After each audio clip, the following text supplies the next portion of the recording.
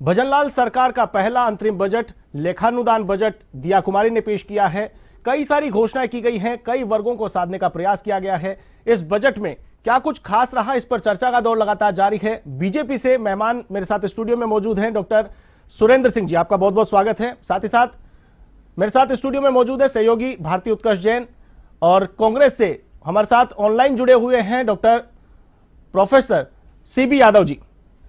चर्चा का दौर लगातार जारी था। सीबी यादव जी का आरोप था कि इस बजट में किसी प्रकार की ऐसी घोषणा देखने को नहीं मिली है। चाहे बात करें मुख्य चुनावी जो मुद्दे थे, पेट्रोल डीजल को लेकर के बड़ा हंगामा था, बड़ी घोषणाएं की जा रही थी, लेकिन इस बजट में इस प्रकार की कोई घोषणा नहीं देखने को मिली है टैक्स कम करने की। सुरेंद्र जी क्या कहेंगे?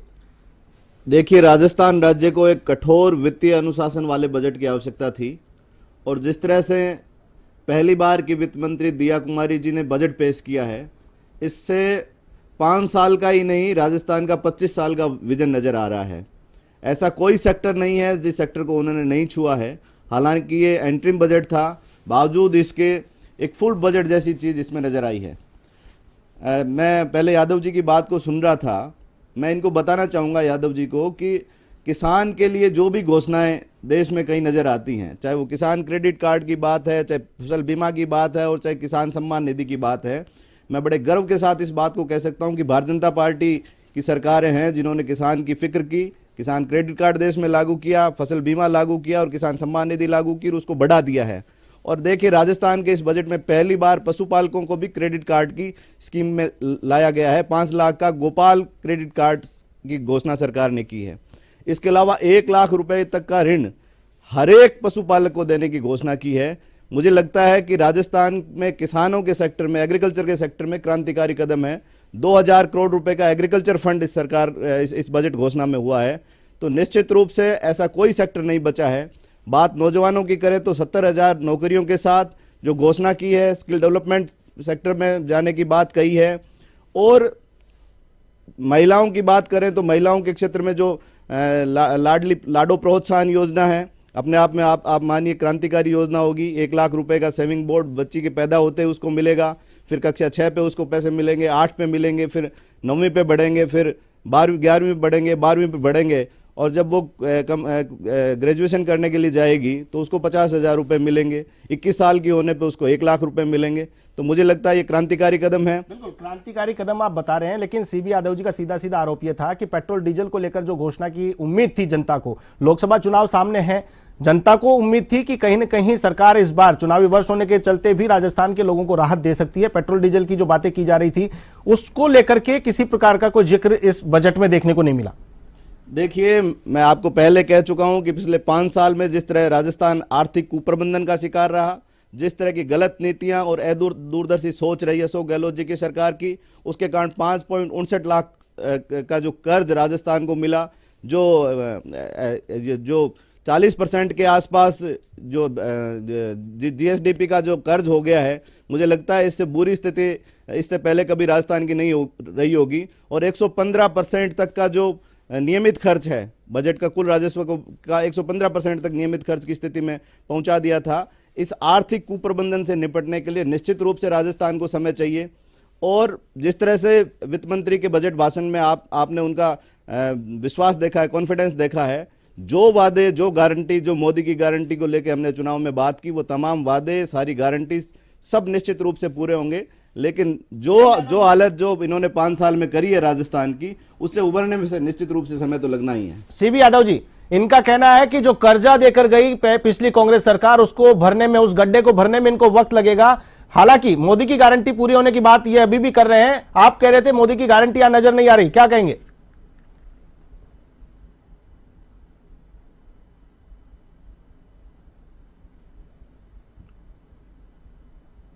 अनम्यूट करके बोलिए।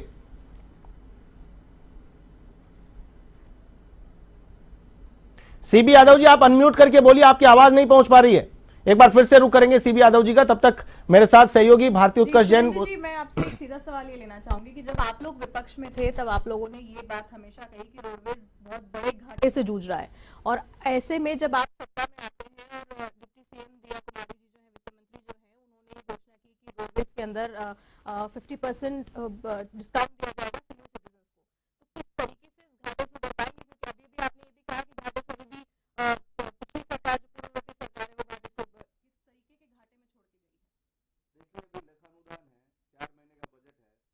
लोकसभा चुनाव के बाद जैसे ही केंद्र का बजट आएगा उसके बाद में राजस्थान का बजट आना है और 2 महीने हुए हमारी सरकार को, तो आप ये कोई अलादीन का चिराग तो होता नहीं।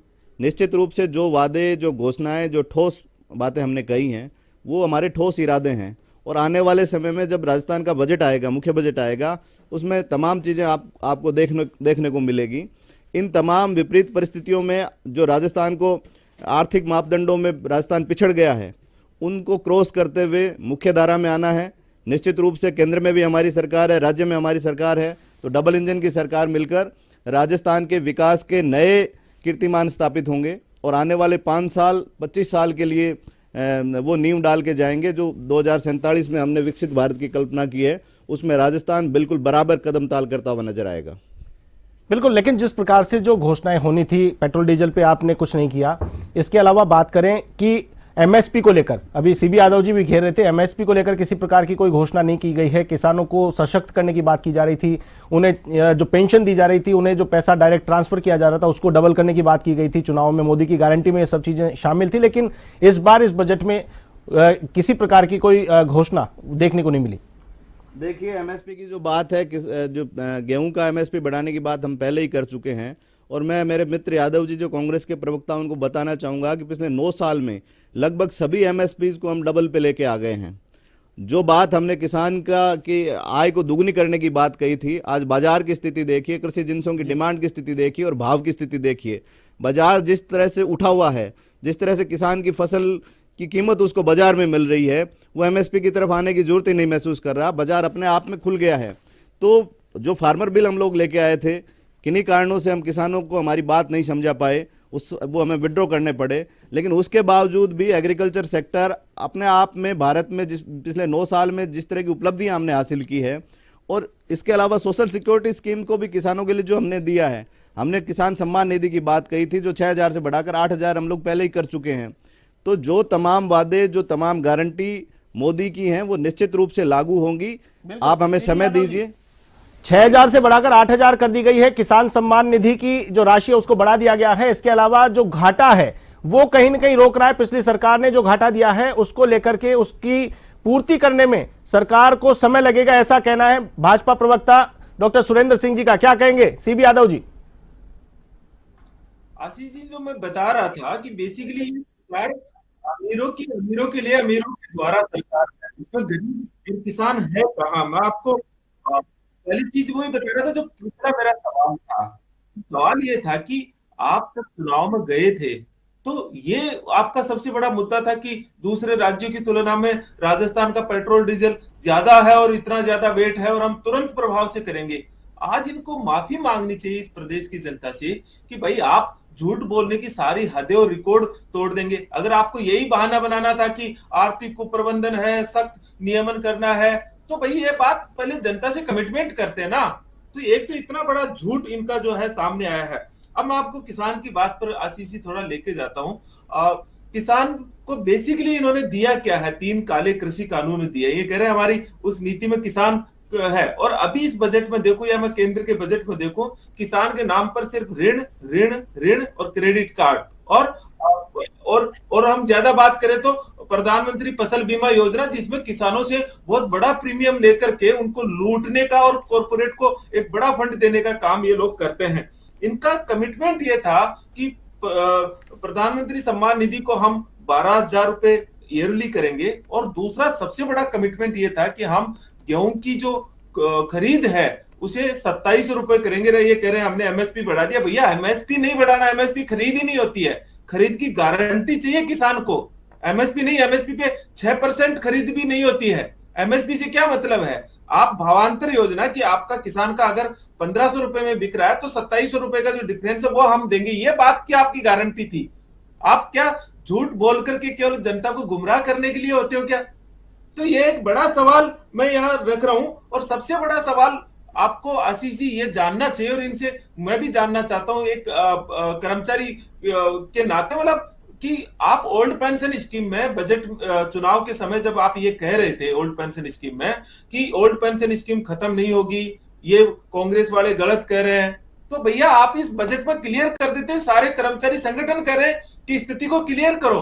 आपका स्टैंड क्या, आपका विजन 2030 तक है, लेकिन आपका विजन अभी तक का बता दीजिए कि ओल्ड पेंशन स्कीम पर आपका विजन है क्या? ये तो जानना चाहेगा ना, ये मैं भी जानना चाहूंगा, ये आप लोग जानना चाहेंगे। इसमें एक शब्द नहीं बोलते, इधर उधर की बातें करते हैं, 10 तरह की छोटी छोटी चीजें बता देते हैं। मैं कह रहा हूं 150 रुपए बुजुर्गों की पेंशन वृद्धि की, ये अपने आप में नहीं क्या है? ये तो सोशल सिक्योरिटी एक्ट में पहले ही मेंशन थी कि हर साल 15% की बढ़ोतरी होगी। किसानों को जो 5 रुपए सब्सिडी मिल रही थी दूध पे, वो बंद कर दी। इससे ज्यादा दुर्भाग्य क्या होगा? बिल्कुल सुरेंद्र जी, जिस प्रकार से आरोप लगाए जा रहे हैं एमएसपी को लेकर कुछ नहीं किया है, किसान जो है दुग्ध उत्पादक है उसको सब्सिडी है वो नहीं दी जा रही है, 5 रुपए वो बंद कर दिया गया है, इन तमाम आरोपों को लेकर क्या कहेंगे आप? लगातार पेट्रोल डीजल पे फिर से वो घेरते हुए नजर आ रहे हैं। इसके अलावा बात करें कि जो विजन पेश किया गया था उस विजन में किसी प्रकार की कोई ऐसी बातें सामने नहीं आई है इस बजट में जो कि चुनावी मुद्दे थे और चुनावी मुद्दों में प्रमुखता से बीजेपी कहती नजर आ रही थी। देखिए, किसी भी राजनीतिक दल के कामकाज पे जो मोहर लगती है वो चुनाव में जाने पे जो मैंडेट मिलता है उससे मोहर लगती है। कांग्रेस ने जो बातें कही 2018 के चुनाव में, जब ये गए, जिस तरह के वादे किए, किसान की कर्ज माफ़ी की, नौजवानों के बेरोजगारी भत्ते की और तमाम जो बातें थी, इन्होंने तमाम तरह का झूठ बोला और राजस्थान को वित्तीय कुप्रबंधन की तरफ धकेल दिया। इसका नतीजा ये रहा कि राजस्थान की जनता ने इन्हें खारिज कर दिया। पूरे देश में ही कांग्रेस डिस्कार्ड हो गई है, मतदाता इनको खारिज कर चुका है, इनकी सारी झूठ बेनकाब हो गई है, लोगों के सामने आ चुकी है। अब जो मेरे मित्र यादव जी जो बात कह रहे हैं, मैं फिर एक बार बड़ी विनम्रता के साथ आपको ये कह रहा हूं कि जो कामकाज हम 5 महीने में करेंगे, लोकसभा चुनाव में जो मैंडेट आएगा उससे तय होगा कि भारतीय जनता पार्टी की बात पर, मोदी की गारंटी पे लोग कितना भरोसा करते हैं। और आपके चैनल पे बड़ी जिम्मेदारी के साथ मैं कह रहा हूं, फिर से हम राजस्थान में 25 की 25 लोकसभा सीट जीत कर जाएंगे। ये जवाब राजस्थान की जनता का होगा कांग्रेस के झूठ के खिलाफ। इन्होंने जो वित्तीय कुप्रबंधन किया, जो राजस्थान के लोगों को सपने दिखाए और उनके साथ जो दुर्व्यवहार किया, आपस को लेकर लगातार इन्होंने सवाल किया है, ओल्ड पेंशन स्कीम को लेकर, उस पर क्या कहेंगे? देखिए, नीति आयोग बार बार ओल्ड पेंशन स्कीम को लेकर चेतावनी देता रहा है। निश्चित रूप से मैं व्यक्तिगत रूप से सोशल सिक्योरिटी स्कीम्स के पक्ष का आदमी हूं, लेकिन जब तक आप इस पे कोई एक फॉर्मूला नहीं लेके आएंगे, राज्यों के जो वित्तीय हालात, मैं अभी भी कह रहा हूं कि जो 2023-24 की जो वित्तीय स्थिति रही है कि आपको 1 रुपया आ रहा है और आप 130 रुपये खर्च कर रहे हैं, तो आपके पास पैसा आखिर आएगा कहाँ? आपका सारा पैसा तो वेतन में, पेंशन में और कर्ज लिया है उसके ब्याज में जा रहा है। फिर आप इन सब चीज़ों के लिए या तो आप कोई इकोनॉमिक मॉडल लेके आए, जब तक आपके पास रेवेन्यू सोर्सेज नहीं बढ़ेंगे तब तक आप लोगों को देंगे क्या? तो हमने इसलिए इकोनॉमिकल रिवाइवल टास्क फोर्स बनाने की घोषणा की है। इन तमाम चीज़ों पे, चाहे वो वेट घटाने का मसला हो और चाहे ओल्ड पेंशन स्कीम्स का, इस पे एक्सपर्ट की राय लेके आगे बढ़ेंगे ताकि राजस्थान विकास के नए पैमाने स्थापित कर सके। जिस तरह का कुप्रबंधन इन्होंने किया, देखिए, आप बजट का मतलब ये नहीं होता, घोषणाओं का मतलब ये नहीं रहता कि सत्ता में बने रहने के लिए हम कुछ भी करते रहें। इन्होंने पिछले 1 साल में जिस तरह से रेवड़ियां बांटी, जिस तरह की बातें की, जो मांगा वो दिया, जिलों की घोषणाएं कर दी और अनेक इस तरह की बातें कर दी जो कभी इंप्लीमेंट हो ही नहीं सकती थी। तो सत्ता में बने रहने के लिए जिस तरह से राज्य की वित्तीय स्थिति को खराब करने का, उस स्ट्रक्चर को बिगाड़ने का काम अशोक गहलोत जी ने किया, लोगों ने इनको नकार दिया।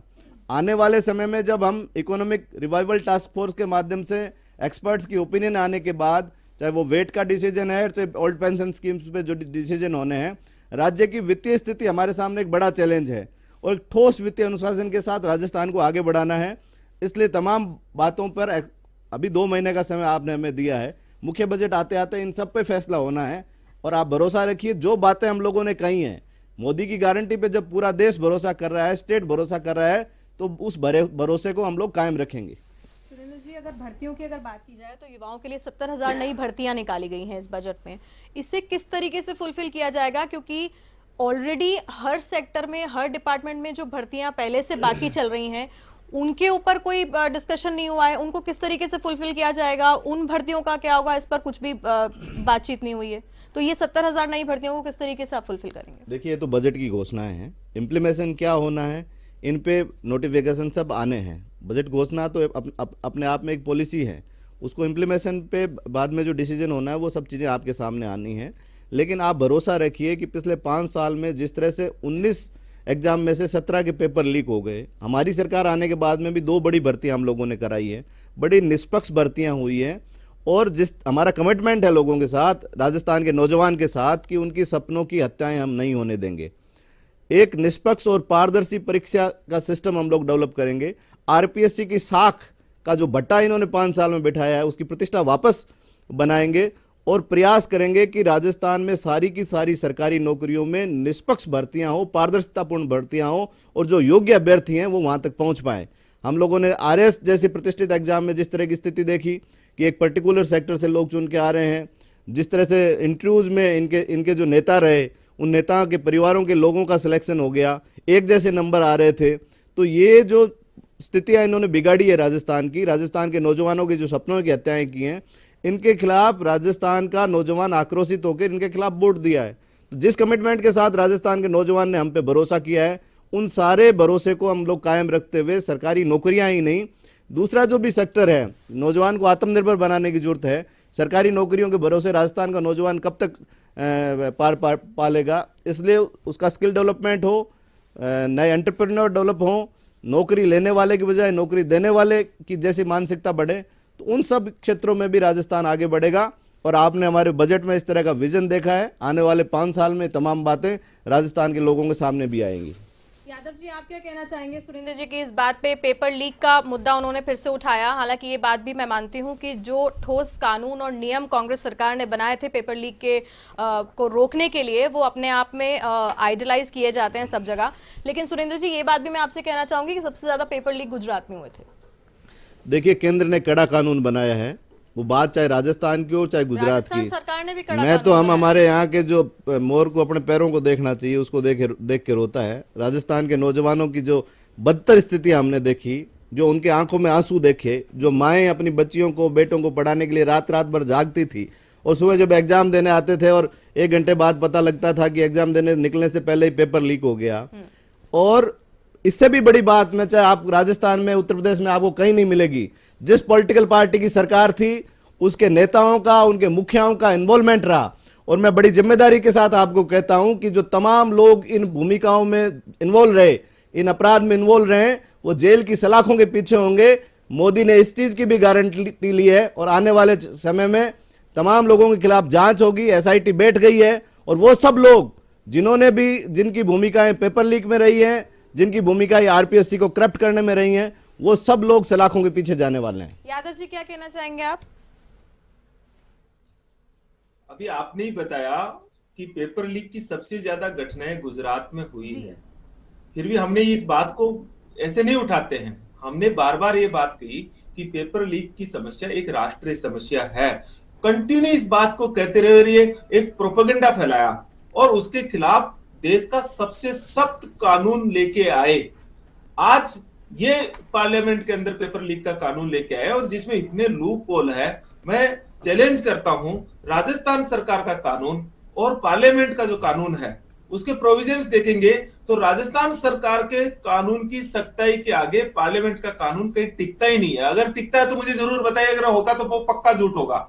उसको पूरा कानून को हमने पढ़ा। दूसरा, इनका सबसे बड़ा प्रोपेगेंडा था कि हम आरपीएससी को भंग कर देंगे। इतना बड़ा झूठ एक देश का प्रधानमंत्री बार बार बोल रहा था। संवैधानिक ने कही है, और आप आरपीएससी ऑर्गेनाइजेशन है, उसको कैसे भंग करेंगे? ये बात तो सचिन पायलट जी कहते रहे, हमने कभी नहीं कहा कि हम आरपीएससी को भंग करेंगे। आरपीएससी को हम भंग कर देंगे। इतना बड़ा एक युवाओं को, ये डिमांड आपके नेता की थी, सचिन पायलट जी की डिमांड थी। 1000 भर्तियों की बात कही सुरेंद्र जी ने कहा, और उसका कोई वर्गीकरण नहीं है कि वो भर्तियां कहां होगी, कोई वर्गीकरण नहीं है। और अभी उन्होंने खुद ने स्वीकार किया इस बात को, कैलेंडर जारी करने की बात कही गई है, पूरे साल भर का कैलेंडर जारी कर दिया जाएगा। सीबी यादव जी, 70,000 भर्तियां निकाली जाएगी और 1 साल का पूरा कैलेंडर जारी कर दिया जाएगा। आपका कोई मॉडल ही नहीं है, सिर्फ घोषणा कर दी। मतलब बजट में तो सिर्फ घोषणा करने के लिए होते हैं, ये कब से होने लग गया बजट में घोषणा करने के लिए। लेकिन महत्वपूर्ण सवाल अभी भी नहीं है। अभी भी आप कह रहे हैं कि ओल्ड पेंशन स्कीम पे नीति आयोग का ये दृष्टिकोण है। मतलब आप सीधे सीधे क्यों नहीं कहते हो इस देश के, इस प्रदेश के कर्मचारियों को कि ओल्ड पेंशन स्कीम हम खत्म करेंगे? क्यों नहीं कहते हो? और अगर आप ये कह रहे हो तो चुनाव के भीतर आपने ये क्यों कहा था कि ओल्ड पेंशन स्कीम जारी रहेगी? इस पे कांग्रेस गुमराह कर रही है। अब आपका स्टैंड बदल रहा है। और सबसे महत्वपूर्ण बात यह है, कांग्रेस ने जब इतनी स्कीम्स चलाई है तो कभी बीजेपी सरकार के आर्थिक कुप्रबंधन नीतियों का ऐसा ढिंढोरा नहीं पीटा। आप जब कमिटमेंट करते हो तो आप इस ढिंढोरे को पीट करके क्या आपने कमिटमेंट से पीछे हट जाओगे? अंतिम तौर पर जो घाटे का बजट होता है, आप देखिए किसी भी अर्थशास्त्री से पूछेगा, जो घाटे का बजट होता है, जब वो घाटे का डेफिसिट बजट में अंतिम तौर पर पैसा गरीब आदमी के पास जा रहा है। भारतीय जनता पार्टी केवल अमीरों की सरकार है, कॉर्पोरेट की सरकार है। जैसे केंद्र में 14.5 लाख करोड़ रुपए कॉर्पोरेट का, धनी व्यक्तियों का, अमीरों का इन्होंने राइट ऑफ किया है, इन्होंने माफ किया है। इससे साफ साफ दिखता है कि ये केवल अमीरों की सरकार, अमीरों के लिए सरकार, अमीरों से, कॉर्पोरेट से पैसा लेती है, उस पैसे से चुनाव लड़ते हैं और चुनाव में पूरा प्रोपेगेंडा फैलाते हैं और फिर उस धन से वापस सत्ता पाते हैं। ये उनका एक प्रोपेगेंडा चल रहा है जिसमें देश की डेमोक्रेसी और कॉन्स्टिट्यूशन पूरी तरह से तहस नहस हो गया है, जिसमें कहीं गरीब नहीं है, कहीं आम आदमी नहीं है, कहीं सरकारी कर्मचारी की आवाज नहीं है। मुझे लगता है पूरी तरह से एक तरह से आम आदमी की आवाज को दबा दिया गया है, कुचल दिया गया है इनके झूठ के आगे। बिल्कुल सुरेंद्र जी, जिस प्रकार से जो सीबी यादव जी कह रहे हैं कि आम आदमी का कहीं स्थान नहीं है, कुचल दिया गया है, पूरा संविधान खत्म होता नजर आ रहा है, लेकिन मैं अगर बात करूं बेसिक जो चीजें हैं, बेसिक नीड्स है जिससे हर आदमी कनेक्ट रहता है, बिजली, पानी, चिकित्सा, शिक्षा, इस बजट में इन चारों का कितना समावेश है? इन चारों सेक्टर में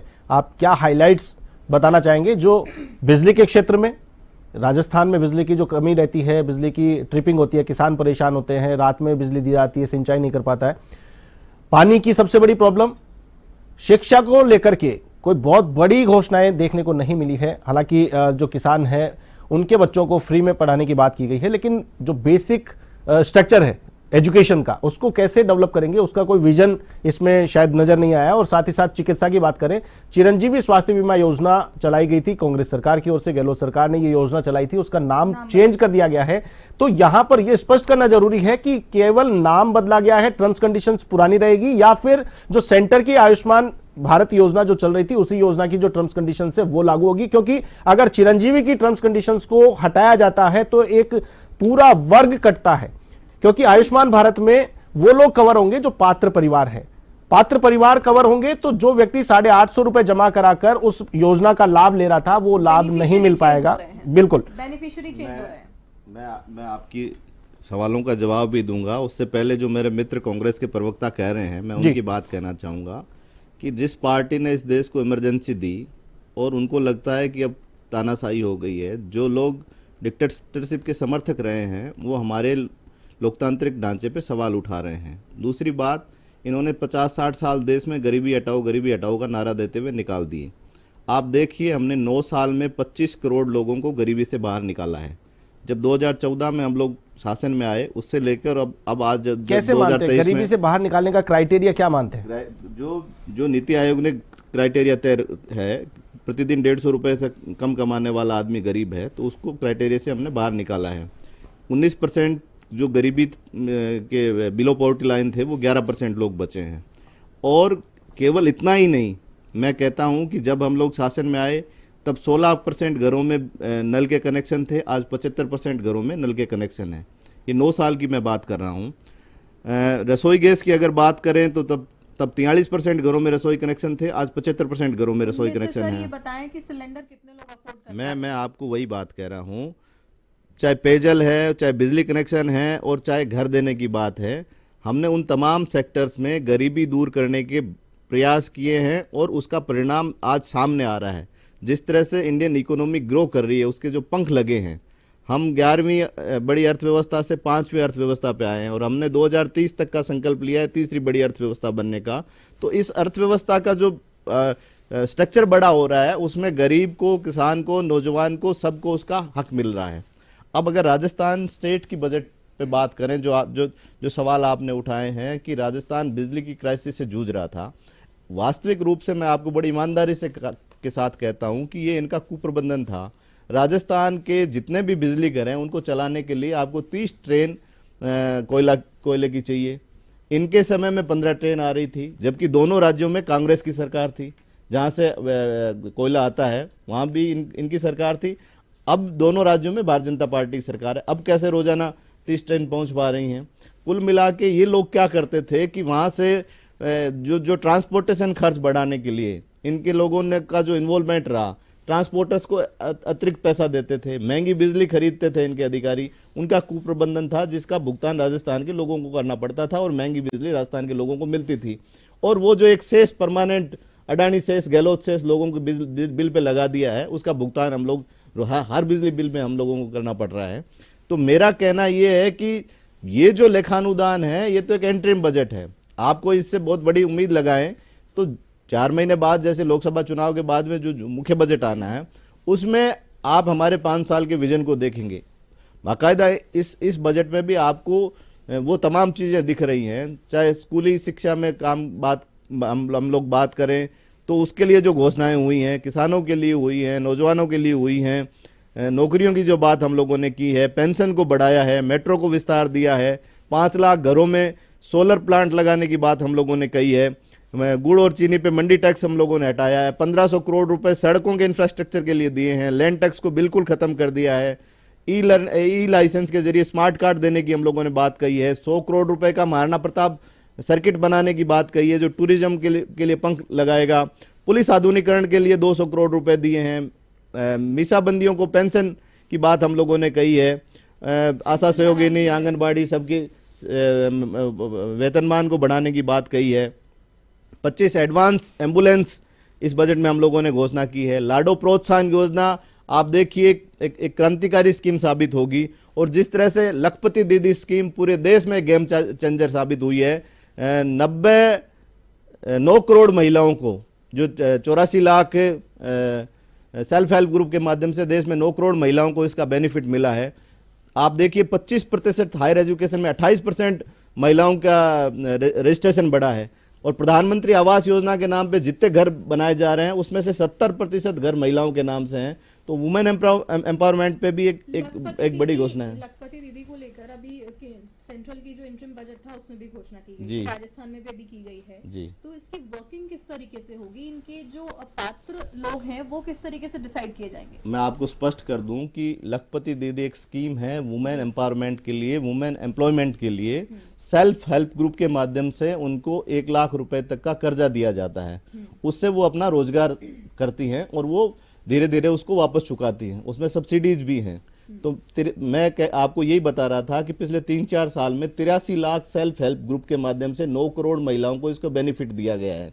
और अभी जो आज राजस्थान के बजट में घोषणा हुई है उसमें हमने कहा कि 5 लाख परिवारों की महिलाओं को 1 लाख रुपए रोजगार जनरेशन के लिए सरकार उसको कर्ज देगी बिना गारंटी का।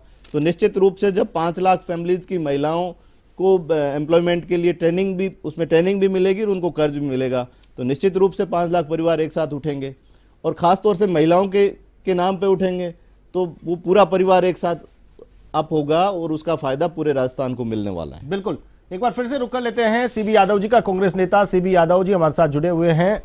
सीबी जी, क्या कहेंगे? जिस प्रकार से सुरेंद्र जी ने कहा है कि हर वर्ग को साधा गया है, लाडो प्रोत्साहन योजना से लाडो को यहां बेनिफिट देने का काम किया गया है। बुजुर्गों के लिए रोडवेज में किराया 50% माफ कर दिया गया जो 30% था। चीनी गुड़ पर टैक्स खत्म कर दिया गया है।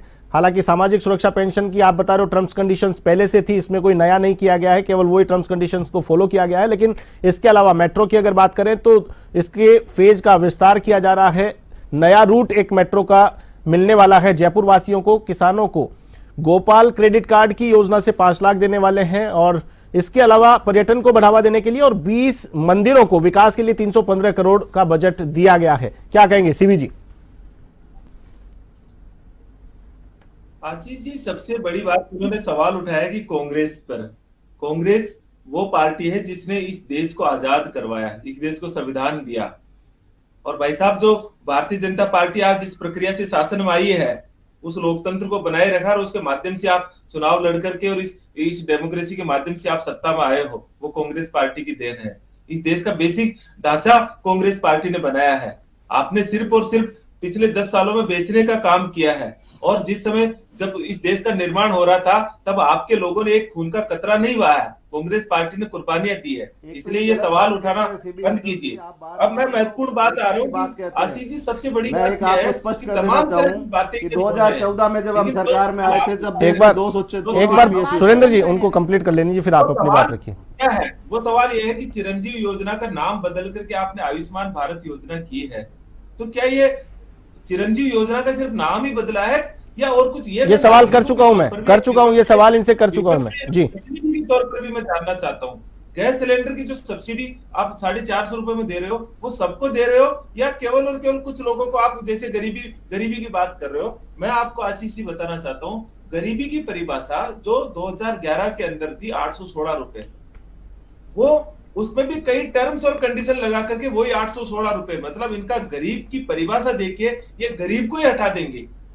बिल्कुल, आपका कहना क्या है? 450 रुपए में गैस सिलेंडर देने की बात की गई थी, तो गरीब की परिभाषा को चेंज कर दिया गया ताकि गरीबों को 450 रुपए में गैस सिलेंडर नहीं देना पड़े, ये कहना चाह रहे हैं आप? सबको थी ना। और जो आयुष्मान भारत योजना आप ला रहे हैं, कम से कम ये क्लियरिफिकेशन तो होना चाहिए कि नहीं होना चाहिए? एक नागरिकों को, मैं विपक्ष के प्रतिनिधि के तौर पर नागरिकों की ओर से ये बात रखता हूं कि आप बताइए कि आयुष्मान भारत योजना का सिर्फ नाम ही चेंज किया गया चिरंजीव योजना का, या इसमें पूरा बेनिफिशियरी जी आपका चेंज हो गया? जी सुरेंद्र जी, ये वाजिब सवाल है जनता का कि चिरंजीवी से काफी लोग जो थे वो काफी बेनिफिट लोगों को मिला है, और अब जब इसका नाम चेंज हो गया है तो जनता में ये बात है कि इसके बेनिफिशियरीज कौन होंगे। मैं आपको बहुत स्पष्ट कर देना चाहूँ कि ये जो चिरंजीवी स्कीम अशोक गहलोत जी लेके आए जी, उससे पहले वसुंधरा राजे जी की सरकार में भामाशाह स्कीम्स के नाम से इसी योजना को हम लेके आए थे। अच्छी बात है कि इन्होंने इसका दायरा बढ़ा दिया और उसमें हर वर्ग को जोड़ लिया। 850 रुपए के प्रीमियम के साथ हर आदमी इसमें जुड़ सकता था जी। हमने जब चुनाव में गए तब भी हमने ये बात कही और चुनाव के बाद में भी बहुत क्लियर इस बात को किया कि जो भी योजनाएं अच्छी योजनाएं हैं उनको हम खत्म नहीं करेंगे। नाम बदलने की जो बात कह रहे हैं कि जो नाम बदला वो भामाशाह स्कीम था, इसका मूल नाम। आश्वस्त रहे कि वो 850 रुपए दे करके 25 लाख का बीमा जो दिया जा रहा था वो बीमा मिलेगा। निश्चित रूप से इस योजना का नाम जो भामाशाह स्कीम से बदल के इन्होंने चिरंजीवी योजना किया और अब इसको प्रधानमंत्री आयुष्मान योजना के नाम से जो इस बजट में घोषणा की गई है, ये घोषणा एज इट इज लागू रहेगी और भी इसमें जो सुधार करने की गुंजाइश है वो तमाम सुधार इसमें किए जाएंगे। और मैं व्यक्तिगत रूप से प्रधानमंत्री जी से भी आग्रह करूंगा कि जो आयुष्मान स्कीम है उसका दायरा बढ़ाकर जिस तरह से राजस्थान की स्कीम्स है उस तरह से किया जाए, क्योंकि जो आयुष्मान स्कीम भी भामाशाह राजस्थान के मॉडल पे ही उन्होंने ऑल इंडिया लेवल पे लागू की थी। तो ये लेकिन पूरे देश दोनों योजनाओं को अगर बेसिक तौर पे देखें तो दोनों की टर्म्स कंडीशंस में जमीन आसमान का अंतर था। आयुष्मान योजना कर दी गई थी, भामाशाह योजना को सेंटर ने पूरे नेशनल लेवल पे लॉन्च कर दिया था, लेकिन जो चिरंजीवी योजना के बेनिफिट्स थे वो बेनिफिट्स ऐसे थे कि पड़ोसी राज्यों के लोग भी वो बेनिफिट्स लेने के लिए राजस्थान के आधार कार्ड बनाने में जुट गए थे। क्यों? क्योंकि 850 रुपए आपको पे करने, उसके बाद में आपका पूरा परिवार कवर हो जाता है। तो ये क्या क्राइटेरिया 850 रुपए देकर के आम आदमी अपना खुद का बीमा करवा पाएगा इस आयुष्मान योजना के अंदर? मैं ये मानता हूं कि किसी भी लोक कल्याणकारी सरकार की ये जिम्मेदारी रहती है कि उसके नागरिकों को स्वास्थ्य का लाभ मिले, शिक्षा का लाभ मिले। और जिस तरह का मॉडल हम लोगों ने यूरोप में देखते हैं कि वहाँ की सरकारें इस तरह की चीज़ों की जिम्मेदारी लेती हैं, कमिटमेंट है उनका, प्रतिबद्धता है। हमारे यहाँ छोटी सी सही एक शुरुआत की गई थी भामाशाह स्कीम्स के नाम पे और फिर उसमें बेनिफिशियरी का क्राइटेरिया बढ़ाते हुए इसको चिरंजीवी योजना किया और अब हमने उसको आयुष्मान नाम से इसको लागू किया है। तो निश्चित रूप से इस तरह की स्कीम राजस्थान जैसे स्टेट के लिए इसकी महती आवश्यकता है जी। वो चालू रहनी चाहिए और उसमें जो जो भी कमियां हैं उसको दूर किया जाना चाहिए, उसका इम्प्लीमेंटेशन भी ठीक किया जाना चाहिए। जिस तरह के घोटाले घपले हमने देखे निजी हॉस्पिटल्स में उनको भी ठीक किया जाना चाहिए। और बहुत सारे हॉस्पिटल्स इस स्कीम के नाम पे जोड़ने से भी मना कर देते हैं, पेशेंट को एडमिट करने में मना कर देते हैं। तो वो भी मैं मानता हूं कि प्रशासनिक स्तर पे उसमें भी सुधार होना चाहिए। जो भी अच्छी योजना है वो तमाम अच्छी योजनाएं लागू रहेंगी, इस बात को हम बार बार कहते रहे हैं, बिना किसी राजनीतिक कलर के, बिना किसी बैरियर के। बिल्कुल, बजट पर समीक्षा का दौर लगातार जारी रहेगा। बजट को लेकर चर्चा लगातार करते रहेंगे।